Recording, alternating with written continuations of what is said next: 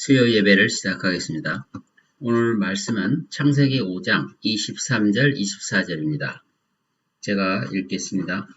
에녹의 모든 날들이 365년이었으며 에녹은 하나님과 동행하다가 없어졌더라. 이는 하나님께서 그를 데려가셨습니다.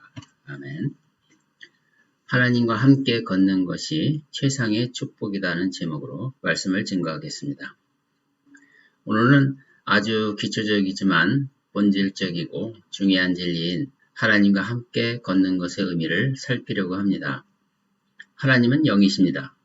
그래서 그것은 영적으로 함께 한다는 것입니다. 사람은 영적 존재인 동시에 정신과 육체의 조합이기에 막상 영적 삶이 뭔지 매우 혼란스러워합니다. 그래서 영적 삶을 아마 종교적 삶일 것이라고 생각하기도 합니다. 하나님은 보이지 않으시나 바위를 쪼개시고 홍해를 둘로 가를 수 있는 실제적인 힘이십니다. 적어도 하나님께서 만물을 만드셨다는 진리를 믿는 사람이라면 영은 실제적이며 인격이며 권세며 권능임을 알게 될 것입니다.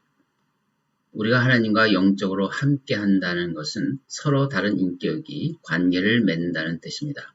가장 적절한 비유는 서로 결혼하는 관계입니다. 그것은 서로 사랑하는 자끼리 먼 여행을 떠나는 것과 같습니다. 부부관계 혹은 부모 자식의 관계를 통해서 이해되는 만큼이나 하나님의 영적 관계도 그 이상으로 구체적인 삶인 것입니다.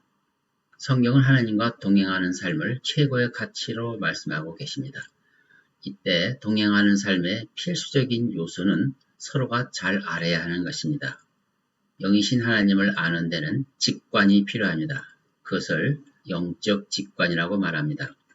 그냥 척 보면 아는 그런 지식을 말하는 것이죠. 마치 배워서 얻는 지식이 아닌 것입니다. 성경은 이런 직관적인 지식을 자주 말씀하십니다. 고린도전서 2장 10절과 11절에도 이런 말씀이 있습니다. 하나님께서 이것을 우리에게 그의 영으로 나타내셨으니 이는 성령께서는 모든 것, 심지어 하나님의 깊은 것들까지도 통달하시기 때문이라. 사람의 일을 그 사람 안에 있는 사람의 영이 아니면 누가 알겠습니까? 이와 같이 하나님의 일도 하나님이 영이 아니면 아무도 모르느니라. 사마리아 여인이 우리는 어디서 경배드려야 되나이까? 라고 예수님께 질문했었습니다. 그때 예수님은 영과 진리로 예배드리라고 말씀하셨습니다. 그 사건이 있기 바로 전에는 니고데모에게 거듭남에 대하여 설교하셨습니다. 니고데모는 흠이 없는 경건한 사람이지만 그가 영적 직관을 갖지 못한 것 때문에 거듭나야 한다고 말씀하셨습니다. 그러므로 사마리아 여인에게 영과 진리로 경배드려야 한다는 말씀과 거듭나야 한다는 말씀은 결국 같은 진리인 것입니다. 요한복음 6장 66절에 보시면 살리는 것은 영이니 육은 전혀 무익하니라. 내가 너희에게 한 말들은 영이요 생명이라. 그러니까 하나님께서 인간들과 관계를 가질 때 영적이지 않으면 모든 것이 무의미하다는 말씀인 것이죠. 또 니고데모에게 이렇게 말씀하셨습니다. 너는 이스라엘의 선생이면서 이런 일들도 모르느냐? 진실로 진실로 내가 너에게 말하노니 우리는 아는 것을 말하고 또 본 것을 증거하노라. 그래도 너희는 우리의 증거를 받아들이지 아니하도다. 여기에서 우리는 아는 것을 말한다고 말씀했을 때 이때 안다 하는 것은 영적인 직관적 지식을 말하는 것입니다. 지금도 지역교회에 그리스도인 중에서 육신적이거나 혼적인 것에 대해서는 아주 민감한 대신에 영이신 하나님에 대하여 그리고 그분의 말씀에 대하여는 무감각한 사람이 아주 많습니다. 그런데 하나님과 동행한다면 반드시 이런 영적 직관을 갖췄다는 분명한 생명의 징표가 있어야만 하는 것입니다. 이 징표가 없다면 그 믿음은 가짜인 것입니다. 하나님과 동행한다는 것은 실질적으로 우리가 그분 안에 들어가 그분의 생명으로 산다는 것을 의미합니다. 또 그분께서 우리 안에 들어와 그분의 생명으로 우리 안에 사시는 것을 의미합니다. 이 혼연일체에 연합된 상태가 곧 하나님과 우리가 함께 산다는 뜻입니다. 아기가 엄마 안에 있고 또 엄마가 아기 안에 있듯이 말입니다. 엄마와 아기는 생명으로 연합이 된 것입니다. 그런데 여기서 아기가 사랑받는다는 징표가 없다는 것이 말이 되는 것입니까? 정상적인 엄마라면 아기를 잘 돌볼 것이며 그로 인해서 아기는 생명력이 넘치는 아이로 자랄 것입니다. 요즘 젊은 엄마들이 얼마나 아기에게 쏟는 정성이 지극합니까? 그런데 하물며 성령께서 거듭난 그리스도인을 양육하시는데 그 자녀가 하나님의 자녀라는 징표가 없다는 것이 말이 되는 것입니까? 아기가 어머니 뱃속에 있을 때는 엄마가 공급하는 산소로 호흡하지만 뱃속에서 나오면 탯줄을 자르고 처음으로 대기 속에 있는 산소를 빨아들임으로써 새로운 생명이 시작이 됩니다. 거듭난 성도가 하나님의 영을 영접하고 그때부터 성령의 생명의 호흡을 하기 시작하면 영적인 삶이 시작됩니다. 그때부터 하나님께서 우리 안에 들어오셔서 우리와 함께 사시는 것입니다. 계시록 30장 20절에도 보라 내가 문 앞에 서서 두드리노라. 누구든지 내 음성을 듣고 그 문을 열면 내가 그에게로 들어가서 그와 함께 먹으며 그도 나와 함께 먹으리라. 이렇게 말씀하셨습니다. 참 진리는 이해하기가 쉬운 것입니다. 어려운 개념으로 이해되는 것이 절대로 아닙니다. 갓난 아기는 특별한 일이 없으면 다 잘 자라죠.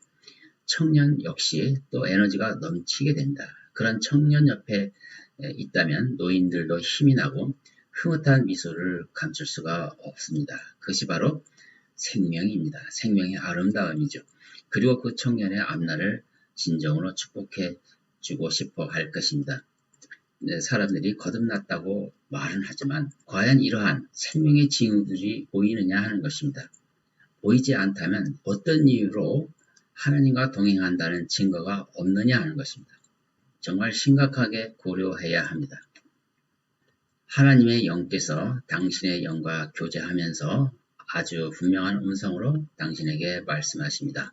기도는 영적 호흡과 같다고 말씀하셨는데 여러분 기도하기가 그렇게 어렵다면 그것이 과연 살아있다고 말할 수 있겠습니까? 말씀을 읽지 않고 몇 달을 살아도 아무렇지 않다면 그것이 기적이 아닙니까? 그런 사람에게 어떻게 성령의 열매를 기대할 수 있겠습니까? 거듭난 사람이 좋은 열매를 맺는 것은 바로 이러한 단순한 진리를 실천하느냐 그렇지 않느냐에 달려있는 것입니다. 여러분은 스스로 자기가 정상적으로 자라고 있는 그리스도인지 아니면 뭔가 문제가 있는 가짜 그리스도인지 알 것입니다. 스스로 기만하지 마시고 생명의 새로운 가운데로 나아가십시오. 병에 걸렸으면 기도로 매달려 고쳐야 하는 것입니다. 쓴뿌리가 있다면 금식을 해서라도 자신을 겸손히 낮추고 그 쓴뿌리를 뽑아내야 합니다. 거듭난 사람의 징후는 생명 넘치는 삶입니다. 성령의 긴 호흡으로 자란 아이는 튼튼하고 사랑스럽고 매력 넘치는 청년처럼 자랄 것입니다. 기도하지 않는다면, 성경을 펴지 않는다면, 무릎을 꿇지 않는다면 그 사람에게서는 성령의 열매를 기대할 수 없습니다.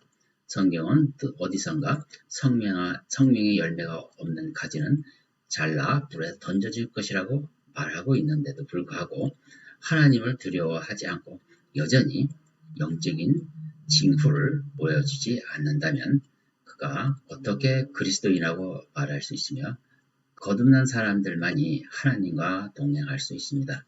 그분과 동행하는 삶은 그 자체가 축복된 삶입니다. 하나님이 반드시 그 인생을 풍성한 열매로 가득 채워주실 것입니다.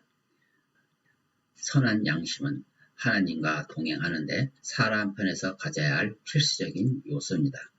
디모데전서 1장 5절에서 7절에 이 선한 양심에 대해서 이렇게 말씀하십니다. 이제 계명의 목적은 순수한 마음과 선한 양심과 가식 없는 믿음에서 나오는 사랑이거늘 어떤 사람은 이런 것들에서 벗어나서 헛된 언쟁에 빠져 율법 선생이 되고자 하나 자기가 말하는 것이나 주장하는 것에 대해서도 이해하지 못하느니라. 악한 양심에 빠지면 이렇게 된다는 것입니다. 반드시 선한 양심에는 믿음과 같이 나가게 되어 있습니다. 가식 없는 믿음, 선한 양심은 한 뿌리에서 나옵니다. 즉 참된 거듭남 속에서 얻어지는 것입니다. 또 히브리서 9장 14절에는 하물며 영원하신 성령을 통하여 흠없는 자신을 하나님께 드린 그리스도의 피가 어찌 죽은 행실에서 너희 양심을 정결케 하여 살아계신 하나님을 섬기게 하지 못하겠느냐. 즉 하나님의 아들 예수 그리스도의 피가 우리의 죽은 행실에서 정결케 할 수 있는 능력이 있다는 것입니다.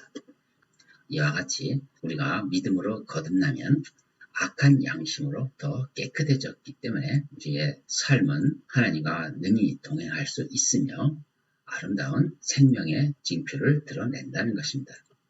거듭났다고 하면서 아직도 악한 양심을 씻지 못하고 불신자보다 못한 행동을 보이는 자들이 오늘날 교회에서 수없이 많이 있습니다. 구원을 믿음으로 받는 것이라는 진리를 값싸게 포장해서 상품화하여 파는 교회도 있습니다. 이것은 교회 회원을 늘리려고 하는 복음주의자들의 얄팍한 상업주의에 불과하는 것입니다. 이들은 마치 구원을 평생 보험에 드는 것처럼 만들어버리고 그 다음부터는 생명의 징후를 나타나지 않더라도 아무런 두려움도 느끼지 않습니다. 그들은 제멋대로 방탕한 생활을 하는 것입니다. 초대교회를 어지럽히는 이단 중에는 율법주의보다 더 악한 무리들이 있는데 그것이 바로 도덕 폐기론자들입니다. 은혜로 구원받았으면 모든 것이 상관없다고 말하면서 아주 교만하게 자기의 삶을 변화시키지 않는 자들인 것입니다. 이것이야말로 복음을 심하게 왜곡시키는 거고 또 값진 구원의 보물을 값싸게 싸구려로 만든 자들인 것입니다. 이런 자들에게는 어떤 성령의 열매를 기대할 수 없으며 예수께서 말씀하신 새 계명을 준수할 능력이 전혀 없는 것입니다. 우리 모두 정신을 차리고 자신을 살피시기 바랍니다. 하나님과 동행하는 삶은 거듭난 자의 특권입니다. 하나님과 동행하는 삶은 참으로 즐거운 삶이며 생명이 넘치는 삶입니다. 생명의 징후가 분명히 드러나는 아름다운 삶인 것입니다. 곧 오실 예수 그리스도 앞에 부끄러움이 없는 일꾼으로 세움을 받도록 자신을 살펴보시기 바랍니다. 말씀을 마치겠습니다.